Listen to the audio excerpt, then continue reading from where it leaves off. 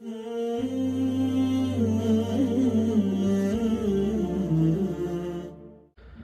لله رب العالمين وبه نستعين ونصلي ونسلم على أشرف الأنبياء والمرسلين نبينا محمد وعلى آله وصحبه أجمعين. اللهم علمنا ما ينفعنا وانفعنا بما علمتنا وزدنا علما يا رب العالمين. So moving on, we were mentioning the definition of jarh and ta'dīl, and we had completed the definition of jarh, and now we're moving on to the definition of al-Taʿdīl. If you remember, we mentioned regarding jarh that jarh was basically describing a rawi in a way where that will result in the talyin of his riwayah, or the tad'īf of that rawi and his riwayah, or the rad of the riwayah of that rawi. And we mentioned the scenarios of all of these. So again, the point of jarh is not really discussion regarding the rawi. Like, our point is not, or we're just going to define the rawi for the sake of the rawi. It is a wasila towards something else. And the wasila is, so this is really interesting, which is the whole idea of jarh and ta'dīl, is that it's simply a wasila towards whether you're going to accept the riwayah or not. It's simply a wasila towards whether you're going to accept the riwayah. The point over here is not the rawi, it's the riwayah, it's the narration itself. Is that narration trustworthy or not? Can we accept the narration or not? And that's why we said you have to combine the discussion regarding the rawi with the discussion pertaining to, if, let's say, for example, there is a reason why you might, or which would seemingly suggest the taqwā, the strengthening of a given riwayah, of a given narration. Even if the rawi has lean, or for example, there is ḍabṭ, it's possible that it can gain strength and actually end up becoming acceptable as a riwayah. And we mentioned that extensively. The opposite of jarh is ta'dīl. Now, just in a nutshell, if jarh is going to be describing the rawi in a way that the rawi's riwayah is not accepted, ta'dīl would be describing the rawi in a way that the rawi's riwayah is accepted. طيب. That is the general idea. Now we'll go through what the author says. He says, number one, التعديل في اللغة التسوية وتقويم الشيء وموازنته بغيره. Linguistically, what does تعديل mean? He says in the hashi over here, قال ابن فارس في مقاييس اللغة. Ibn Faris, he says in مقاييس اللغة, مادة عدل العين والدال واللام أصلان صحيحان لكنهما متقابلان كالمتضادين. So these three letters, عين, دال, and lam, they indicate upon two literal meanings, not one, two. Now, the benefit of the maqayis al-lugha of Ibn Faris rahimahullah ta'ala is that he gives you the root letter meaning.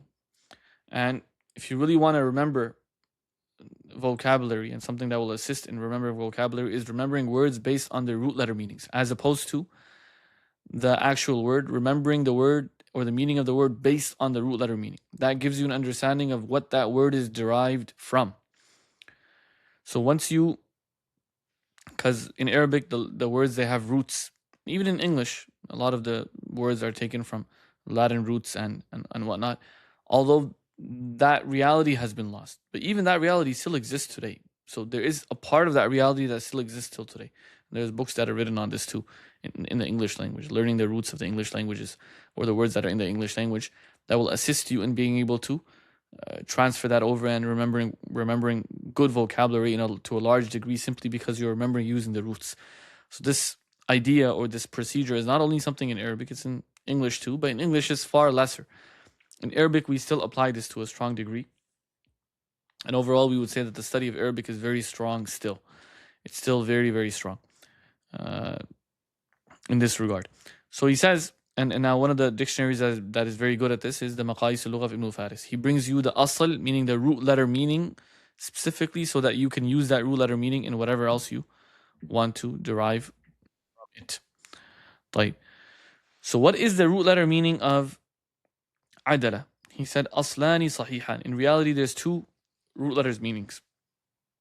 However, they are actually opposite meanings. Now this happens in Arabic, which is really interesting. I'm not sure if this is found in other languages, which is sometimes you have words that actually have opposite meanings. These are called ad-dad. So ad-dad is basically where there's one word and it can be used for two meanings, and both those meanings are direct opposites of each other. Both the meanings are actually direct opposites of each other. So the context will tell you what that word is being used for. And sometimes this can happen at the root level. An example of that is ʿadālah. So he says, أحدهما يدل على استواء والآخر يدل على الإعوجاج. نعم. So there's two. One indicates upon something being mustawi. Mustawi meaning it being leveled. And the other one indicates upon i'wijaj, which is for something to be crooked. So one meaning of ʿadālah is for it to be straight and leveled. And the other meaning of ዐadālah is for something to be crooked or bent. He says, فَالْأَوَّلْ عَدْلُ مِنَ النَّاسِ الْمَرْضِيُّ الْمُسْتَوِي الطَّرِيقَةِ. When we say al-'adlu min al-nas, who are we referring to? Al-'adlu min al-nas is referring to the individual who is pleased, or we are pleased with him, and al-mustawi al-tariqa, yani his path is mustawi, it is straight, it is aligned, it is correct, it is directed. يقال هذا عدل. You will say regarding one, هذا عدل. وهما عدل. And you will also say هما عدل. You can say عدل or عدلان. وهم عدول. So what does عدل mean? Or عدلان or عدول? It means individuals that are upon the right way. The right way. Now, right is relative. According to what is it right? That's going to come inshallah later on. We're going to talk about ዐدالة, that concept over there. For someone to be upright in a moral, or based on a moral value, or based on a religious value, or based on a societal value, or a customary value. All of that discussion will come inshallah. فأما الأصل الآخر, but one of the linguistic meanings of عدل is what? استقامة, for something to be straight. فأما الأصل الآخر, as for the second, فيقال في الإعوجاج عدل وانعدل أي عرج. يا سلام. نعم. When someone goes away from the tariq, when someone actually diverts from the path. In Arabic, that's also called ዐدلة. عدل عن كذا. عدل عن كذا, meaning he diverted from that path. He went off the road, for example. طيب, that's one meaning which is presented by Ibn Faris. So, interestingly, the linguistic meaning of ዐدلة is actually from the ضابط. And there's many words that are like this. Allah says in the Quran, وَاللَّيْلِ إِذَا عَسْعَسْ. The Mufassirun, they mention that as is also from the ضابط, meaning وَاللَّيْلِ إِذَا أَقْبَل وَاللَّيْلِ إِذَا أَدْبَر. It can mean both. It can mean أقبل, which means to come, and it can mean أدبر, which means to leave or go. طيب, that is تعديل linguistically. So عدل, when you put it on bab of تفعيل, عدل would be لازم. When you place on the bab of تفعيل, that would become متعدي, يعني to straighten something. To straighten something. Now, why would you be straightening something? So that gives you this extra meaning over here, which is موازنته بغيره. Okay, when you are aligning something with something else. Okay, so this can be, so there's a few different ways that you can get this, or you can attain this understanding of this verb, which is either it's lazim, meaning it's only within the doer, like عدل فلان, yani he was just, fulan was just. Or عدل كذا, yani he straightened something else. عدل الصف, he straightened the row. Or he was aligned with something else. Not straightened the row, made something straight, but rather he aligned himself with something else. Okay, عادله. Okay, and that's the meaning of موازنته بغيره. So in تفعيل as well, it comes in this meaning. طيب, what is تعديل اصطلاحا? We say in the istilah, it is وصف الراوي في عدالته وضبطه بما يقتضي قبول روايته. Okay, describing the rawi in his ዐدالة and his ضبط. Again, these two things, we're going to talk about them, inshallah, what this actually means. But describing the rawi in a way, for now, that would demand that his riwayah is accepted. Again, it goes back to the concept of riwayah. Ibn al-Athir, he says, التعديل وصف متى التحق بهما أي الراوي والشاهد اعتبر قولهما وأخذ به. نعم. Ta'dīl is a wasf, it's a quality, whenever this quality is associated with these two individuals, the rawi, the narrator, or the shahid who is testifying and witnessing in court. وَاعْتُبِرَ قَوْلُهُمَا, then their statement is considered mu'tabar, is considered valid. وَأُخِذَ بِهِ, and their statement is taken in consideration. Now, now the same way we did with jarh, which is that we explain when we say the riwayah will be rejected, there are levels to it. The riwayah could be rejected, for example, in terms of because of lean, or it could be rejected because of ضعف of the rawi, or it could be rejected completely because the rawi is ضعيف جدا, or he's كذاب or وضاع. So there are levels to rejection. Likewise, there are levels to acceptance. There are levels to acceptance. So he says, وَالْقَبُولُ هُنَا عَلَى إِطْلَاقِهِ فَيَشْمُلُ. Qabul over here is mentioned mutlaqan, yani is mentioned in an absolute sense. Therefore, it will entail all of these different categories. And he mentions two. He says, number one, من تقبل روايته وتعتبر في مرتبة الصحيح لذاته. Number two, من تقبل روايته وتعتبر في مرتبة الحسن لذاته. وذلك لأن هؤلاء يحتج بمروياتهم وإن تفاوتت مراتبها. نعم. He says, over here when we say ta'dīl, maqbul over here is not referring to only sahih. So there's two terms. There is maqbul, right? And then there's a term which is sahih. Early on, the scholars of mustalah divided riwayat, narrations, into two categories only, maqbul and mardud. Because in reality, this is all that matters. Like in the end, is the riwayah accepted or is it not? That's all that matters. Everything else comes as a result of that. So early on, the category of maqbul was a category that would entail, and even now, it's a category that entails sahih, and it also attains al-hasan. طيب, if it includes sahih and al-hasan lidatihi, if it were to include al-hasan lidatihi, then of course it includes both versions of sahih, whether it's lidatihi or lighayrihi. And you studied the difference between these in mustalah previously in nukhbah, whether it's lighayrihi or lidatihi. Both of these are included under maqbul, as well as al-hasan lidatihi. As for al-hasan lighayrihi, that category already came before. That was actually in the rawi is majruh in al-hasan lighayrihi. And we already mentioned this, that because of taqwā of his riwayah, it can eventually become such that it is accepted. Through taqwā of the riwayah, it can eventually become such that it is accepted. Otherwise, the rawi himself is technically initially rejected. طيب. So if over here they could have added this as well, which is, you could also add over here في مرتبة الصحيح لغيره. الصحيح لغيره. Because what is الصحيح لغيره when you have multiple al-hasan lidatihi coming together, and that creates الصحيح لغيره. طيب. Then he mentions another point, which is استعمال كلمة التعديل في الاصطلاح بمعنى التوثيق. He says أصل كلمة تعديل يعني الحكم بعدالة الراوي، لكنها قد استعملت هنا بمعنى أشمل هو التوثيق، الحكم بعدالة الراوي وضبطه معا، لأنهما أساس قبول خبر الراوي. This is really important.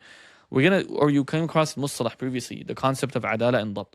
ʿadālah and ḍabṭ are two separate things. ʿadālah and ḍabṭ, these are two separate things. Now, technically, when you hear the word ta'dīl, you might be thinking that this only refers to making the rawi adil, because that's the literal meaning of ta'dīl. Like, we're considering this rawi to be adil. Okay, we haven't talked about his ḍabṭ yet. We're only talking about his ʿadālah.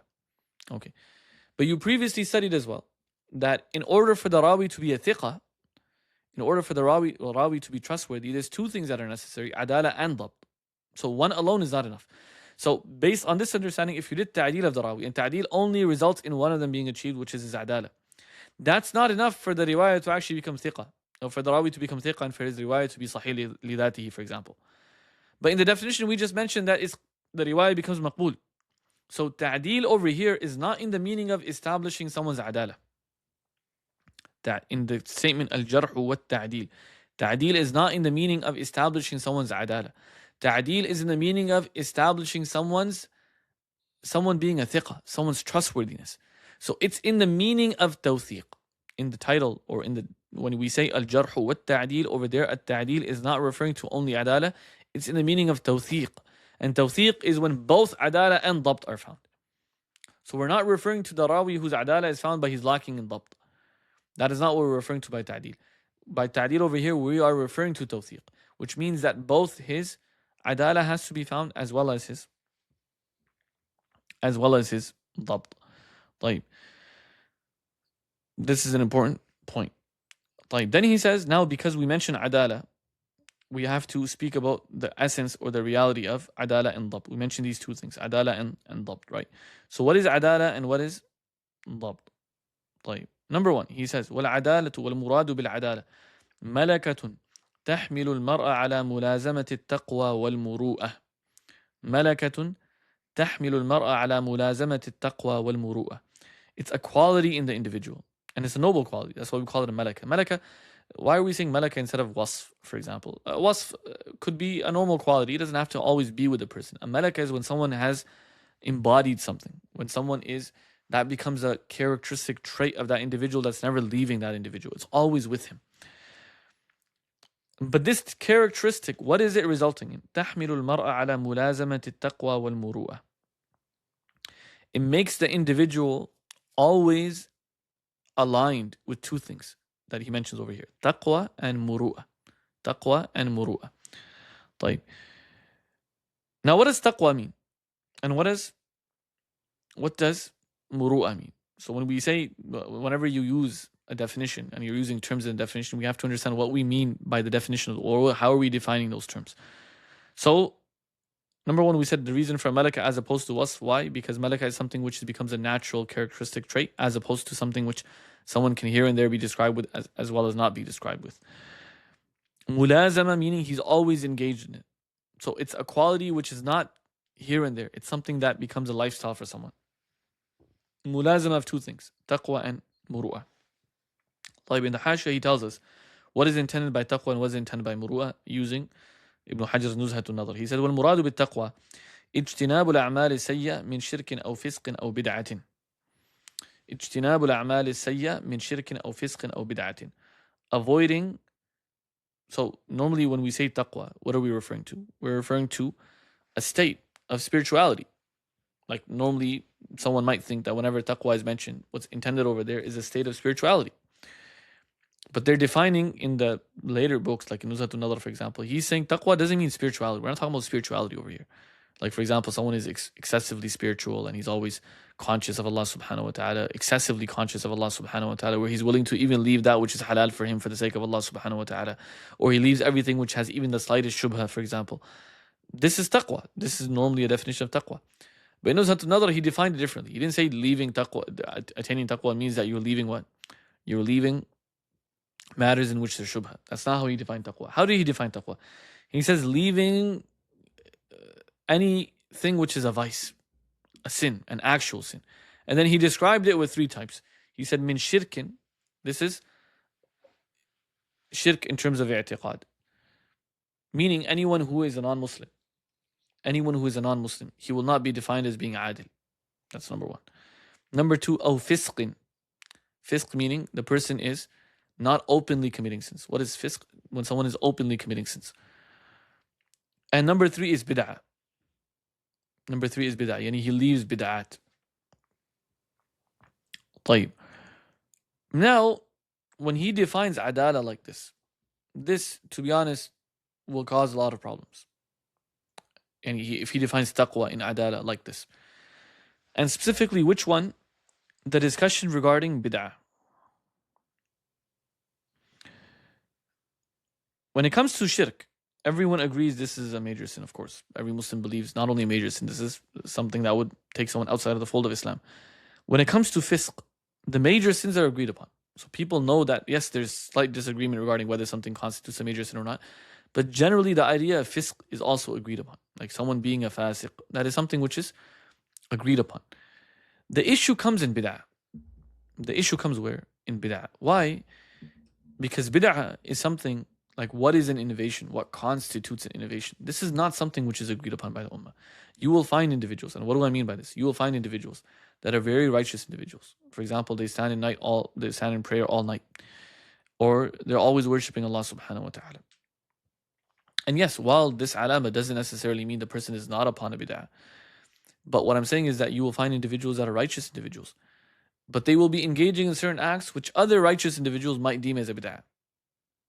Now, outward religiosity, the a'mal themselves, does not constitute or does not necessarily mean that someone is automatically not upon a bid'ah. Like the Khawarij, for example, the Messenger said regarding them, sallallahu alayhi wasallam, that they're in a state where one of you will actually feel that his ibadah, his worship in comparison to their worship is nothing. It's not even deserving of being mentioned. Like their worship is amazing. Their recitation of the Quran, their standing in qiyam, and so on and so forth. But then the Messenger said regarding themselves, يَمْرُقُونَ مِنَ الدِّينِ كَمَا يَمْرُقُ السَّهْمُ مِنَ الرَّمِيَّةِ. طيب, that's one category. Like they're genuinely engaged in actions, lakin it's not acceptable. Because they are upon a bid'ah, a serious bid'ah. But then there are other forms of bid'ah where scholars differ. Not everyone agrees when it comes to bid'ah. So when you define adalah by saying it's mulazamut taqwā, and then you define taqwā by leaving anything which is a bid'ah, right? This becomes questionable.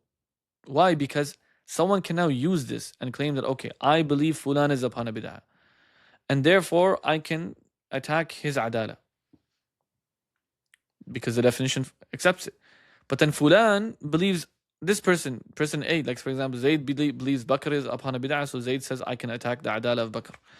And Bakr believes Zayd is upon a bid'ah, and therefore Bakr can attack the adalah of Zayd. Like, according to the definition of adalah, both of them, it falls under that definition. Therefore, or both of them, for example, would be losing adalah based on the definition if we said it just means any bid'ah. So therefore, both of them, they lose adalah. If you follow through with that, and you say there's no objectivity, it's just completely relative. Whoever believes something is a bid'ah, he can based on that do ta'dīl or tajreeh of an individual. If you were to follow through with that, then there would be no one who's considered adil. Because every group has done tabdi' of the other group. And this is what Ibn Daqiq al-Eid, rahimahullah ta'ala, gave ishara towards in al-Iqtirāḥ, in his book in Mustalah. The problem with this last one, which is bid'ah specifically, is that it can get abused. And so we need to adopt a degree of objectivity over here as well. There has to be a degree of a way to determine something which is genuinely a bid'ah or not. Like Ibn Hajar rahimahullah ta'ala tried to do this in Nukhba and Nuzha as well, where he said there's bid'ah mukaffira and there's bid'ah mufassiqa. However, this as well is not as precise as it needs to be. Because anyone who has studied usuluddin, if you engage in usuluddin, you will find a spectrum of different opinions that are adopted by scholars. And every scholar believes that he's correct. Every madhab aqadi genuinely believes they're right and the other ones are wrong. That's the way these madhab aqadiyya come into existence. Overall, we can say there are some that are very distant, like the ikhtilaf is usul and furu'. Okay. But when it comes to ikhtilaf in usul, it's in a lot of different usul. It's not one asl, or it's not two usul. Right? So if we were to create a spectrum, for example, you have, like for example, the likes of the Jahmiyyah. No. Then you have the likes of the Mu'tazila. And the likes of the Shia. Right? And then you have the likes of the Khawarij as well. Okay. The khilaf that's occurring with these groups, that khilaf is not in one asl. It's in a lot of usul. It's not one place. The madhhar of that khilaf is not one thing. It's in many, many things. So for example, the ta'rif of iman differs. For example, when it comes to sifat, there's differences. For example, when it comes to takfir, there's differences. For example, when it comes to khalq af'al al-ibad, there's differences. And so on and so. It just keeps going on and on and on. It's not a small little area where the khilaf is occurring. It's on multiple levels where the khilaf is occurring. And this entire khilaf is on an usuli basis, not the furu', not the subsidiary issues. We're talking about the main fundamental principles and issues. That is where the khilaf is occurring. طيب. Then you have another category. That category, for example, you have let's say, for example, the Asha'ira, and you have the Maturidiyya, and then you have the Athariyya, or the Hanabila. Like these three groups, you'll find in the majority of their usul, they actually agree. They actually agree in the majority of their usul. So when it comes to fil hukum, like in reality, like what is the definition of iman, even if they disagree with the wording, they agree in hukum, yani how the reality of iman actually is, they agree. Likewise, they agree in many, many masail. So they agree in ithbat adab al-qabr, and they agree in all of the sam'iyat, the angels and the books and so on and so forth. And likewise, they agree in establishing sifat. So they all actually do ithbat of sifat of Allah subhanahu wa ta'ala. They do ithbat of sifat. Like, where is their disagreement, their actual disagreement? Where is it? It's in specific sifat. So the sifat dhatiyya, what they call the صفات ذاتية and صفات الأفعال. Right? What are these صفات? How do we understand them? So on and so forth, etc., etc. That's really where their difference occurred. So not even in the discussion of صفات as a general discussion, they're both doing إثبات of صفات. It's specific types of صفات where they differed. It's specific types of صفات where they differed. Now, is the khilaf between these three, for example? That's if you obviously understand the athariya. Again, by athariya over here, I'm making broad enough to include not only all who affiliate with by being athariya or claim that they're from upon the madhab of Imam Ahmad rahimahullah ta'ala. So that would include the mufawwidah from the Hanabila. That would also include the Taymiyyah, meaning the Taymiyyah understanding, the Taymiyyan theology adopted by some Hanabila, and it would also include the ghulatul Hanabila. So the ones that are doing ithbat of haraka and so on and so forth also includes them, because they technically are all trying to affiliate with Imam Ahmad rahimahullah ta'ala. Now the khilaf that's occurring over there, that khilaf, is it the same? My question is not, is it a real khilaf? Is it a big khilaf? Is it not a big khilaf? That's not what I'm talking about. That's not my question here. The question is it the same as the khilaf that's occurring with the first category? 100% not. Yani, even if you say it's a big khilaf, it's 100%, it's not the same as the khilaf that occurred with who? The Mu'tazila and the Shia and the Jahmiyyah and the Khawarij. With them, the khilaf is massive. It's on a fundamental level, and it's in multiple different avenues. As for the khilaf that occurs between these groups, the khilaf is not as large, right, in comparison. Like, is the khilaf a serious issue?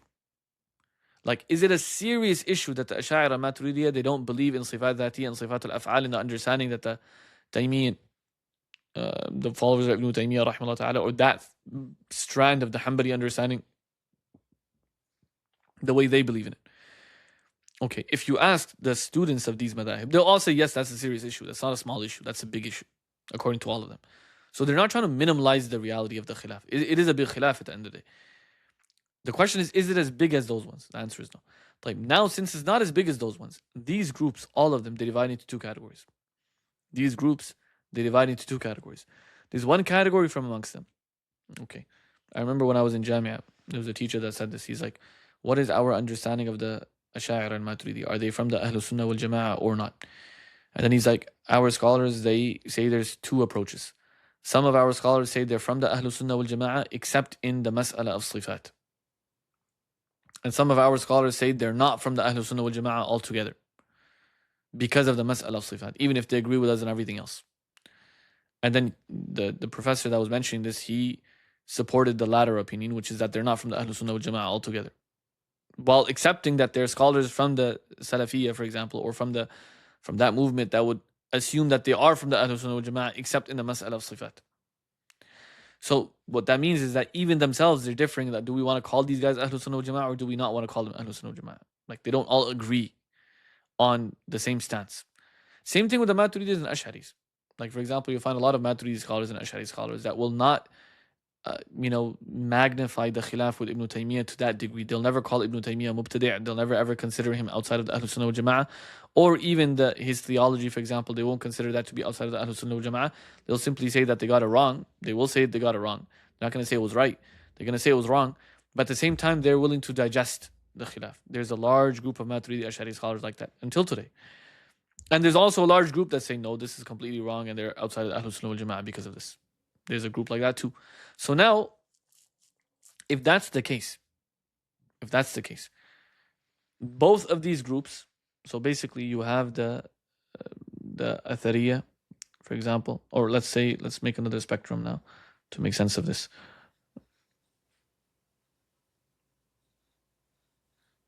Just with these three groups. Now, what you really have, guys, and this is really interesting, keep this in mind. What you really have going between these three groups, right, is that you have, let's put the divide like that, right? Now, you have, we're going to say on the left is the Ash'ari Maturidiyya,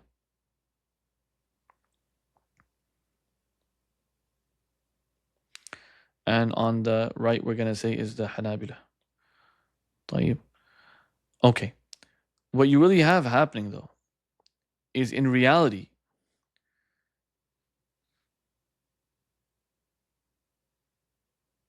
you have another category. This category is the category they all agree that everyone in this category is actually, or everyone, or both sides are actually from the Ahlul Sunnah wal Jama'ah. This category is a category that claims doesn't do tabdi'. Okay, so لا يبدعون. We're going to say لا يبدعون.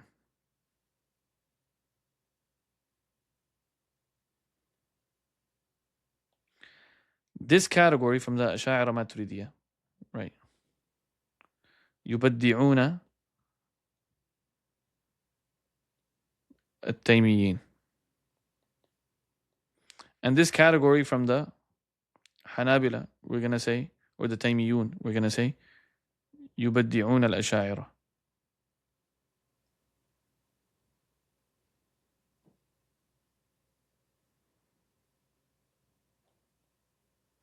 طيب. So we say there's a middle ground where there are some Taymiyun and there's Ash'ari Maturidiyya. All of them that actually agree that we're not going to do tabdi' of each other. Like our khilaf is not big enough for us to do tabdi' and consider the other group to be outside of the Ahlul Sunnah while disagreeing. Like they disagree. So the Ash'ari Maturidiyya are still going to believe in what they believe in when it comes to sifat. This group of the Taymiyun are going to believe in what they believe in when it comes to sifat. But they won't do tabdi' of each other. They will not do tabdi' of each other. They will not claim that they're not from the Ahlul Sunnah wal Jama'ah. There's a category like that. Then there's another category from each one of these two categories that are on the extremes of these two categories. They are the ones that are fighting and doing tabdi' of the other category. Tabdi' of the other category. Like, you ask, now this becomes really interesting now. You ask these individuals, what do they think, not of the Hanabila, what do they think of these people? Like they're Ash'ari Maturidiyya, but they don't do tabdi' of the Hanabila. What do they think of them? They're like, no, that's fine. You know, they differ, so on and so forth. You ask these Hanabila, what do they think of the Hanabila that are not doing tabdi' of the Ash'ari Maturidiyya? What do they say? Well, that's fine. Because as long as their aqidah is right, they're just not doing tabdi' of someone. That you should be doing that. We say you should be doing tabdi' of them, but you shouldn't be doing tabdi' of them. So this is really interesting. This category is fine with this category. Right? Likewise from both sides. And then each of those categories are fine with each other. Like, now, based on this now, if you accepted the tabdi' of ha'ula and the tabdi' of ha'ula, okay, to be something that destroys the adalah of someone, if you accepted that over here, under this definition of bid'ah, then what you essentially have is that you have actually, by way of doing that, you have removed adalah from every single Muslim on the planet. Because if the Ash'ari and Maturidiyya are correct in their tabdi' of the Taymiyun, and the Taymiyun are correct in their tabdi' of the Ash'ari and Maturidiyya, that can constitute bid'ah. Therefore, there is no one left. Because the Shia Khawarij are already gone. Like now, even within this category, there's no one left. Everyone's gone. There is no one from the Ahlul Sunnah wal Jama'ah anymore. Okay. So then you say, no, we have to give tarjih to one of the two. So then it becomes, okay, what constitutes a bid'ah? Who defines a bid'ah? So it goes back to who defined it. So they will define it in a way, this group will define it in a way, which will constitute the Ash'ari Maturidiyya as mubtadi'ah, and the Ash'ari Maturidiyya will define it in a way which constitutes the Hanabila as mubtadi'ah. That goes back to the same point, which is that, okay, if everyone's definition is fine, that means everyone's a mubtadi'. So then you come at a conclusion, which is you have to define bid'ah. Who gets to define bid'ah? And you say the possibility of being able to define bid'ah now. Bid'ah aqadiyya, we're not talking about bid'ah in fiqh. But the ability to now define bid'ah, who holds that honor and who holds that privilege that they are the ones who should be able to define bid'ah? So in the end, when you come through all of this and you realize that this whole discussion of tabdi' and based on tabdi' canceling people, especially within this group, this is a very, very difficult asl to uphold. And you have to be very careful in adopting it. And we're going to talk more about this, inshallah, when we actually get there. But Ibn Daqiq al-Eid, he explicitly mentioned this, and he said this is a very dangerous area where tazillu fihi al-aqdam. People, they slip. They make a lot of mistakes over here. And I would add to that, which is that when we read when we read the books of Jarḥ and Taʿdīl, we cannot be oblivious to the point that we don't recognize that these madahib aqadiyya influenced their Jarḥ and Taʿdīl as well. Meaning the scholars of Jarḥ and Taʿdīl were 100% influenced by these madahib aqadiyya as well. So you will find that the scholars that are leaning towards the tariq of Ahlul Hadith are more prone to doing tabdi' of the scholars that are upon the tariq of Ahlul Rai, even the mutasahilun from them, because they generally did not consider them from their group. They consider them upon a bid'ah. They consider them wrong, and vice versa as well. So that really makes you hesitant now. Like if you're going to do a dirasa, for example, regarding a certain rawi, and the question regarding that rawi is not pertaining to ḍabṭ, it's pertaining to his ʿadālah. And in his ʿadālah, it has to do with, like I'll give you guys an example, Imam Abu Hanifa rahimahullah ta'ala. Imam Bukhari rahimahullah ta'ala in his Tarikh al-Kabir, he says regarding Abu Hanifa rahimahullah ta'ala, كان مرجئا. Okay. Now, the moment you find, now some of them, for example, in some places, they don't say kana murji'an. They just say we're not going to take his ahadith. But if you find even in some places where the ishara towards the reason is given, if you find even in some places where the ishara towards the reason for leaving the hadith is given, and it's just the fact that he was a murji', that's it. You don't find anything else towards why the muhaddithun are saying we're going to leave the hadith of Abu Hanifa, we're going to consider him weak. You don't find them saying that he was in any way anything else. Not that his memory was problematic or none of that. Just kind of murji'an, that's it. If that's the reasoning you're finding, we can actually say in hindsight, we know that irja'ul fuqaha was not even a khilaf haqiqi aslan. Irja'ul fuqaha was not even a khilaf haqiqi aslan. And this is something that was affirmed by Ibn Taymiyyah. This was affirmed by, so many scholars. This is the correct understanding. In hindsight, we understand this. The irja' of the fuqaha that occurred was not actually a valid khilaf aslan. It was a khilaf fil-lafz, it wasn't a khilaf fil-hukm. Ibn Taymiyyah has mentioned this in a number of places in the Majmu' al-Fatawa.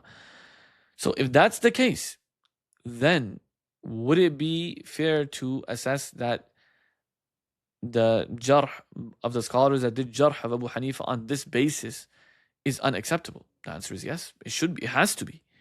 Because in hindsight, we're realizing that the reason for jarh was actually adalah, and adalah over there, to be honest, Abu Hanifa rahimahullah ta'ala is Imam al-Muslimin. He was an Imam. He wasn't a normal person. Well, Imam la, aslan, allowing this, opening this door, ahbab, which is you're opening the door to allow the a'imma. Like when someone has sawabiq, when someone has proven himself through so many things, that is the only way he's going to become an Imam. When someone becomes an Imam and then you're allowing to open the door that people can actually talk lowly of your ulama and your a'imma. Okay. This is the same door that eventually will lead people to talking lowly about the Sahaba radiallahu anhum ajma'in. The ulama of this deen, if إذا استقرت إمامتهم, if there are a number of great scholars that are agreeing upon their imamah, that is enough of a tazkiyah. That is enough of a tazkiyah. We don't look at every single individual. Allowing the opening, allowing the process of, again, not ḍabṭ, we're not talking about ḍabṭ, we're talking about ʿadālah specifically. Allowing ta'an upon every single alim or every single individual in terms of his adalah by anyone or any other alim, even though there are a number of ulama that have done the tazkiyah of that alim, this door cannot be opened. This door cannot be opened. If it's opened, then you will remove the aman from the a'rad of the individuals, and the greatest of people whose a'rad we need to be honoring and protecting are the ulama. They are the ulama. If you allow people to do ta'an in the ulama, that's going to become a big problem. طيب. So that is a little bit of a tangent we went on when it comes to bid'ah, because he mentioned this in the definition of taqwā, and really this leaves it open-ended. It's not exhausted. It has to be discussed a lot more. And I think, to be honest, one of the discussions that has to be researched properly is this discussion of bid'ah.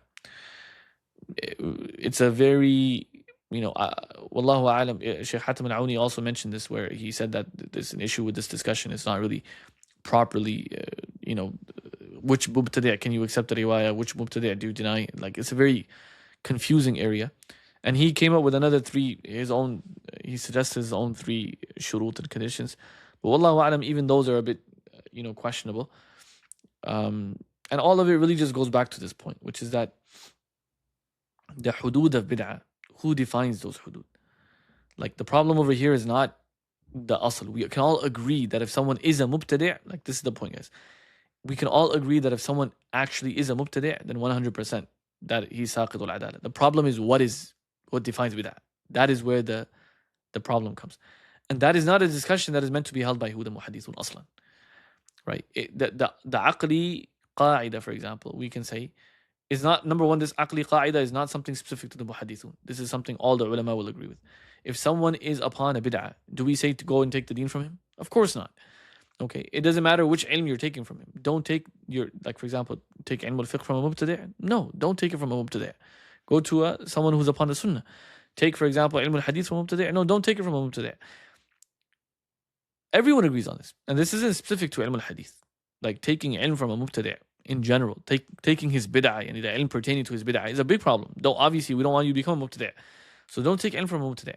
The problem is not the aqli understanding of we shouldn't be taking ilm from mubtadi'. The problem is the definition of a bid'ah.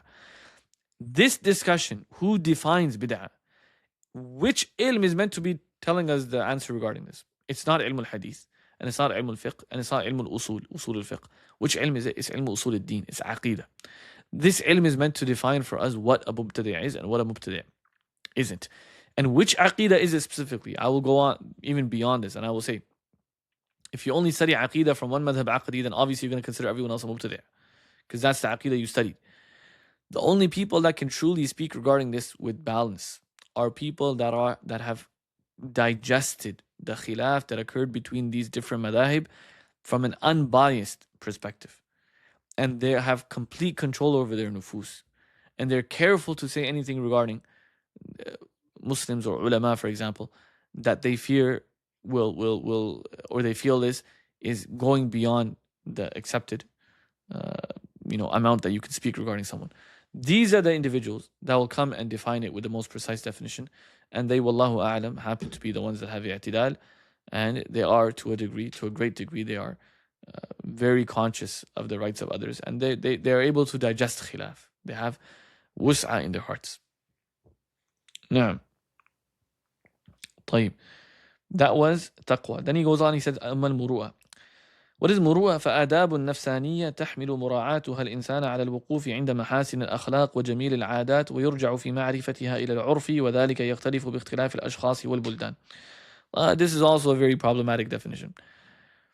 What is the definition of murūʻah? In general, they go like, okay, murūʻah is,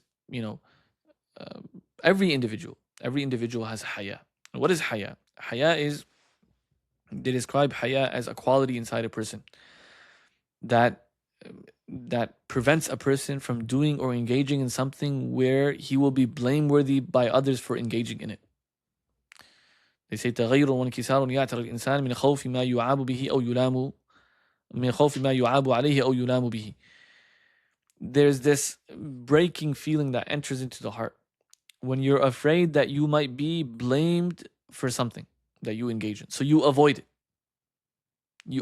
This is what shame is. So for example, let's say you're,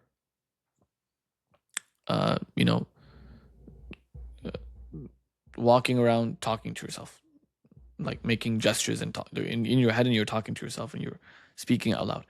The moment someone walks in, what are you going to do? You're going to stop. Why are you going to stop? Because you're like, that's embarrassing. Why is it embarrassing? It's embarrassing because you think that person will make a comment. Like, what's this guy doing? Like, why is he talking to himself? So there's fear that you're going to be blamed. This fear that you're going to be blamed. Allah subhanahu wa ta'ala, He put this trait within humans, and this is actually a noble trait. Every human needs this. This is what prevents humans from committing sins in public. Okay, this is what makes humans clothe themselves. Why do you wear clothing? Because you don't want people to see your awrat. Animals don't have this. Animals, they don't have this trait. They don't have this taghayyur. They don't have this embarrassment and this shame that, okay, if someone's looking at me while, like, an animal will be literally relieving itself in the middle of whatever, and he doesn't care. He doesn't even notice it. Allah didn't put this inside of animals. Allah put this in human beings. وَلَقَدْ كَرَّمْنَا بَنِي آدَمَ يَا بَنِي آدَمَ خُذُوا زِينَتَكُمْ عِنْدَ كُلِّ مَسْجِدٍ يَا بَنِي آدَمَ قَدْ أَنزَلْنَا عَلَيْكُمْ لِبَاسًا يُوَارِي سَوْآتِكُمْ وَرِيشًا. Right? Allah did ikram of Banu Adam. Allah made Banu Adam clothe himself. Allah made Banu Adam cover his awrat. Allah put this quality in the children of Adam, in humans, and this quality results in humans protecting themselves and humans covering their awrat and making sure that their awrat don't get exposed. That is the beauty of this quality. Allah put this inside human beings. So this haya is a natural trait inside humans. Like this natural trait inside humans, the more you engage in negative actions in front of people, telling yourself you don't care, you can lose this natural trait. You can lose this natural trait. Like if you live in a society where the majority of people don't have this trait anymore, for them, their standard of murūʻah will differ drastically from the people who have that natural trait. They just don't care. So they don't care if someone hears them yelling, screaming, laughing, being stupid. They could care less. Like, does that mean now that because they're in their urf, murūʻah has been degraded in comparison to another urf, for them the levels of murūʻah are different in comparison to other urf? If we believe this is completely relative and there's no objectivity whatsoever, that's a problem. There's no mawdu'iyya whatsoever. There has to be a degree of mawdu'iyya. There has to be a degree of mawdu'iyya. Okay? Because, like for example, the Qawm of Lut alayhi salatu wasalam, they were engaged in a grave sin which was liwata. Right? Like in that society, that became the urf. So if someone was engaged in that, they weren't considering that as kharm al-murūʻah. They were fine with it. If zina spreads widely in a society, they don't consider it as kharm al-murūʻah. They're fine with it. Okay?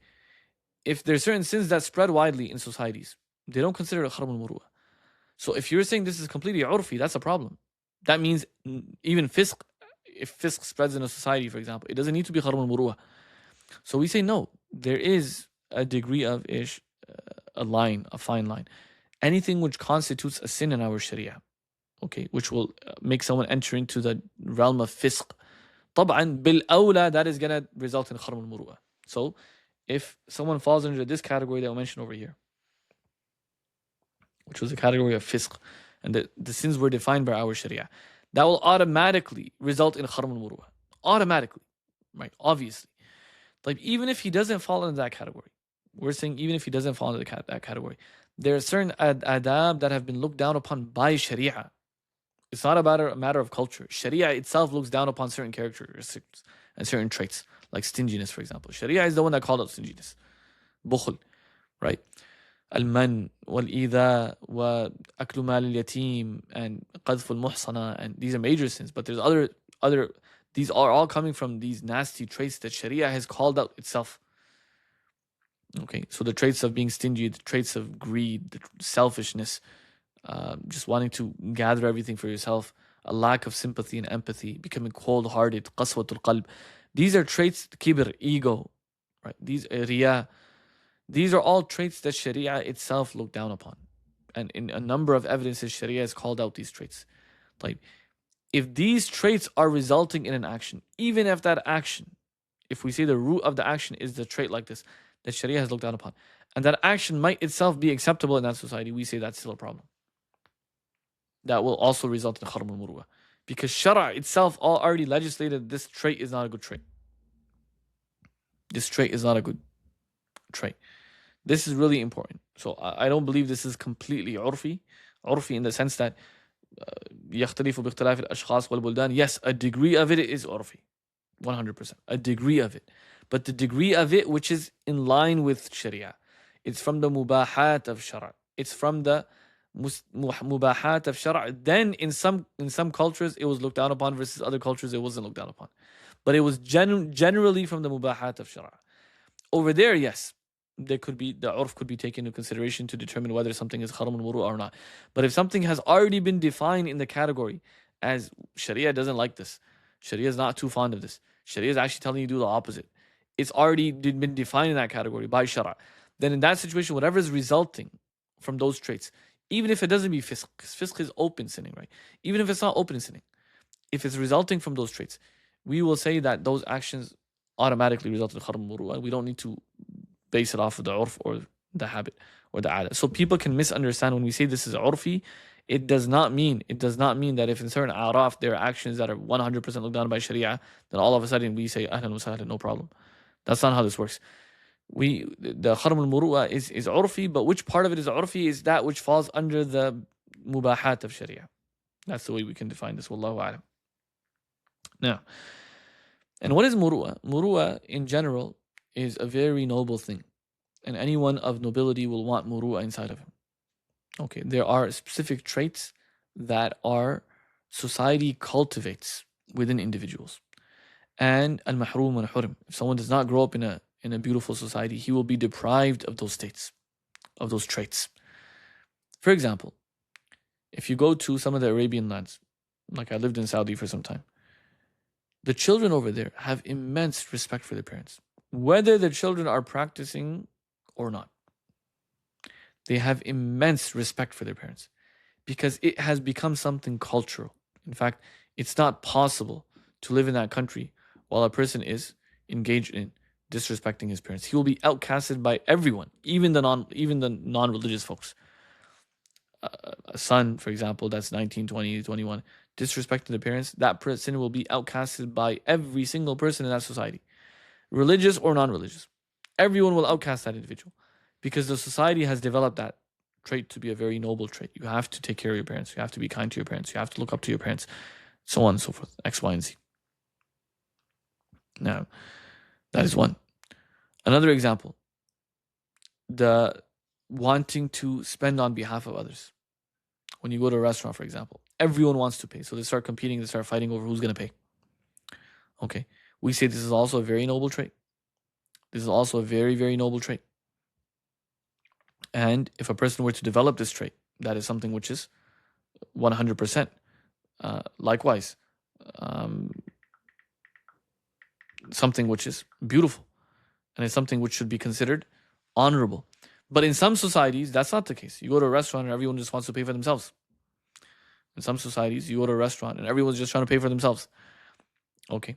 There's no concept of, okay, I got you today, and so on and so forth. So in those societies, what do we say? We say, in those societies, now, is this a trait which is, if this is stemming from stinginess, right? If this is stemming from a degree of stinginess, will this result in kharm al-murūʻah or not? That's an interesting question, because stinginess is looked down upon by Sharia. But at the same time, is it really considered stinginess in that society where this has become the norm? So wallahu a'lam, this is a little bit of a difficult discussion, and again, like, we can elaborate on this more, inshallah, in the future, and further discussion regarding this can be held. But it's also one of those areas where you have to, be careful not to just override the whole purpose of the murūʻah discussion, while at the same time making sure that you're not misapplying it too. هذا فيه شيء. It requires a little bit of